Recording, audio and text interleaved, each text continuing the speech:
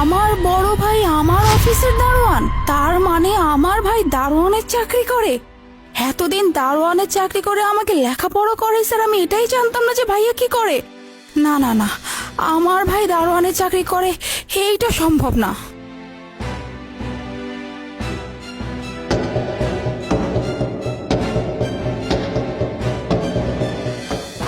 দাঁড়াও, দারোয়ান আমাকে দেখে সালাম কেন দিল না? এই দারুণের বাচ্চা, চোখে দেখতে পাচ্ছিস না ম্যাম আসছে? ম্যামকে যে সালাম দিতে হবে এটা কি ভুলে গেছিস? ছোট লোকের বাচ্চা দারোয়ান, তুই কি ম্যামকে সালাম দিতে হবে এটা ভুলে গেছিস? ম্যাজিস্ট্রেট ম্যামরা তুই সালাম দিস নাই, তোরে থানায় নিয়ে 3rd ডিগ্রি দিলে না সবকিছু ঠিক হয়ে যাবে। এই দারুণের বাচ্চা, ম্যামকে দেখলে সালাম দেওয়ার ম্যানারটুকু তোর মধ্যে নাই। চাকরিটা যখন চলে যাবে তখন কি ভিক্ষা করে খাবি নাকি? ম্যাডাম, আমার চাকরিটা নেবেন না, আল্লাহর দোহাই লাগে, আমি হাত জোর করে বলতেছি। ম্যাডাম, এই চাকরিটা করে আমার পুরো সংসারটা চলে। আমার চাকরিটা যদি চলে যায় তাহলে তো আমার রাস্তায় নামতে হইব, আমার পরিবারের মানুষগুলা খাইব কি, পড়বো কি?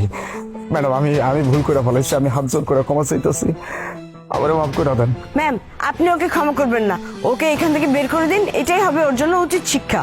তা তো অবশ্যই, সেটা তোমাকে বলতে হবে না। আর ও আজকে আমার সাথে যে অন্যায়টা করছে, ওর একটাই শাস্তি, সেটা হচ্ছে ওর এই চাকরি থেকে বরখাস্ত করা। ও যাতে করে এখানে কোনোভাবে আর চাকরি না করতে পারে। এই যে তুমি গেট আউট, এইখানে যেন তোমাকে আর কোনোদিন না দেখি, কোনোদিন না, জাস্ট গেট আউট।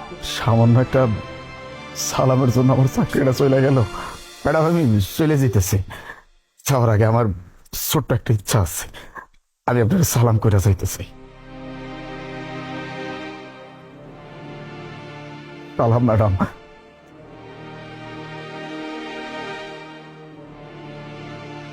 চলো।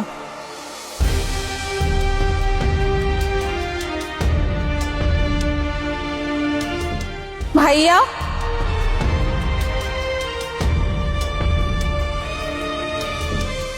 কেন এসেছি স্যার?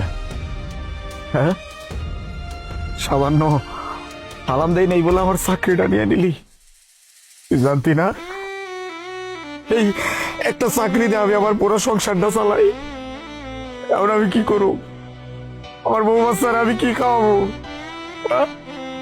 আমার তো রাস্তায় নামায় দিলি, এখন আমার আইসুস আমার ভাই কইতে লাগবো না। যা। ভাইয়া, তুমি দারোয়ান, তুমি দারোয়ানের চাকরি করে, এটা আমাকে আগে কোনোদিন কেন বলো না ভাইয়া? কেন বলো না যে তুমি একজন দারোয়ান? হ্যাঁ, আর তুমি এই দারোয়ানের চাকরি করে তুমি এতদিন যাব সংসার চালাইছো, প্রত্যেকটা মানুষের খেয়াল রাখছো, তার থেকেও বড় কথা তুমি তুমি আমার পড়াশোনা করাইছো। আজকে আমি এই জায়গায় শুধুমাত্র তোমার জন্য ভাইয়া। আমি জানতেই পারলাম না যে আমার ভাই একজন দারোয়ান। আসলে আমি জানবো কি করে আমার ভাই যে তেমন একজন মানুষ যে সে কোনো বুঝতেই দেয় না যে সে আসলে কি করে, কারণ পরিবার প্রত্যেকটা মানুষের কি লাগবে না লাগবে সব সময় চোখের সামনে নিয়ে আসতো। একটা বার আমি বুঝতে পারিনি এই মানুষটা কি করে এত কিছু করতেছে।